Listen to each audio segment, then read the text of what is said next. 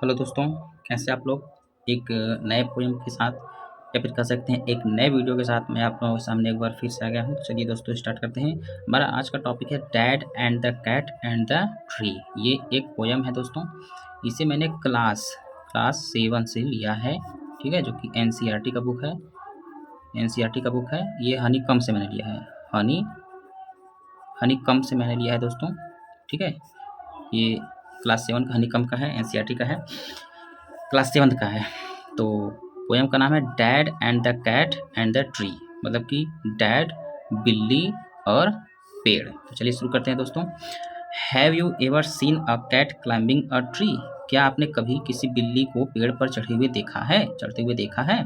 Sometimes, कभी कभी, a cat में क्लाइंब टू हाई, कभी कभी बिल्ली बहुत ऊपर चढ़ सकती है, पेड़ पर बहुत ऊपर चढ़ सकती है। And get stuck in the tree, और उसी पेड़ पर फंस सकती है, मतलब कि चढ़ तो जाएगी लेकिन उतर नहीं पाएगी।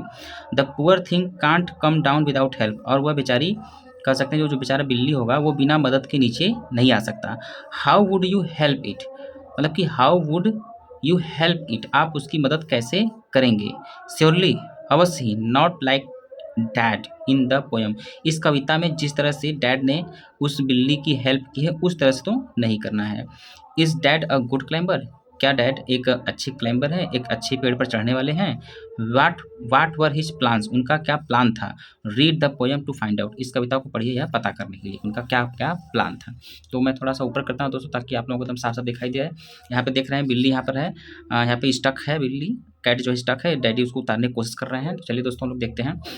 This morning a cat got stuck in our tree, मतलब कि आज सुबह सुबह एक बिल्ली पेड़ पर फंस गई, मतलब पेड़ पर चढ़ी बट उसी पे मतलब फंस गई, एक तरह से उतर नहीं पाई। डैड सेड, डैड ने कहा, राइट, ठीक है, just leave it to me, यह इसे मेरे ऊपर छोड़ दो, मैं इसे उतार लूंगा। डैड कहते हैं कि इसे मेरे ऊपर छोड़ दो, मैं इसे उतार लूंगा। The tree was wobbly, tree बहुत कमजोर था, पेड़ बहुत कमजोर था, ठीक है। द ट्री वॉज टॉल, लेकिन पेड़ क्या था, बहुत ही लंबा था, मतलब पेड़ एक तरह से हिलने डुलने वाला था, कमजोर था लेकिन बहुत लंबा था। मम सेड, माँ ने कहा, फॉर गुडनेस, भगवान गुडनेस सेक, ईश्वर के लिए, डोंट फॉल, गिर मत जाना। माँ ने कहा ईश्वर के लिए गिर मत जाना। फॉल, गिर जाऊंगा। स्कफ डैड, थोड़ा हंसते हुए मजाक में कहते हैं कि फॉल, मैं गिर जाऊंगा?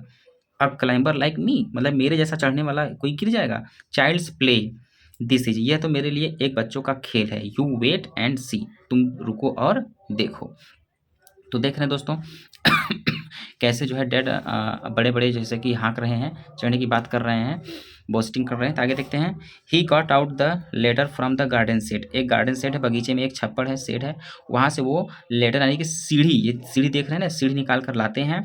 इट स्लिप्ड, और जो ही लाते हैं वो स्लिप होकर गिर जाते हैं। ही landed in the flower bed, मतलब वहीं पे एक फ्लावर बेड है, फूलों का एक तरह से छोटी सी क्यारी है, कह सकते हैं गुलदस्ता टाइप का है, उसमें बहुत सारे फूल लगे हुए हैं। वो सिक्की जब लाते हैं तो वहीं पे स्लिप होकर के गिर जाते हैं। मैं दिखाता हूँ दोस्तों कैसे। देखिए दोस्तों यहाँ पे फूलों की क्यारी है, फूलों की क्यारी है, इसी में स्लिप होकर क्या होते हैं, गिर जाते हैं। फिर आगे देखते हैं क्या होता है दोस्तों। देखिए आगे डैड क्या बोलते हैं। Never mind said dad, dad ने कहा कोई बात नहीं। Brushing the dirt off his hair, अपने सर पर से, एंड हिज फेस, और अपने चेहरे पर से, एंड हिज ट्राउजर्स, अपने पैजामे यानी कि पैंट जो पहने हैं उसके पैजामे पर से, एंड हिज शर्ट, और अपने शर्ट पर से, इन सब में से जो है कि धूल मिट्टी को झाड़ते हुए कहते हैं, मतलब एक तरह से उसको साफ करते हुए कहते हैं नेवर माइंड, कोई बात नहीं। We will try plan B, अब हम लोग प्लान बी ट्राई करेंगे। Stand out of the way, stand out of the way, मेरे रास्ते से हट जाओ। मम सेड, माम ने कहा, डोंट फॉल अगेन, ओके, इस बार फिर से मत गिर जाना। फिर मॉम कहती है, माँ कहती है कि इस बार फिर से मत गिर जाना। फॉल अगेन सेड डैड, फिर डैड कहते हैं फिर से गिर जाऊंगा। फनी जोक, ये तो कोई जोक है, कोई चुटकुला है, कोई मजाक है कि मैं फिर से गिर जाऊंगा, मतलब अब मैं फिर से गिरने वाला नहीं हूँ। Then he swung himself up on a branch, तब वो एक जो है क्या करते हैं कि पेड़ पर चढ़ने के लिए एक ब्रांच को पकड़ लेते हैं, एक ब्रांच को पकड़ लेते हैं, पेड़ की एक डाल को पकड़ लेते हैं, और उसी डाल के सहारे झूलते हुए उस पेड़ पर चढ़ने की कोशिश करते हैं। लेकिन क्या होता है, इट ब्रोक, वह डाल टूट जाता है। वो डाल क्या होता है दोस्तों, टूट जाता है। फिर क्या होता है देखते हैं आगे।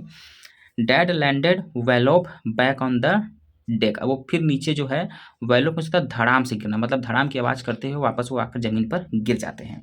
मम सेड, फिर माँ कहती है स्टॉप इट, इसे रोको। You will break your neck, तुम अपनी गर्दन तोड़ लोगे। फिर माँ कहती है कि तुम रोको इसे, मतलब ये सब बंद करो, नहीं तो तुम अपनी गर्दन तोड़ लोगे।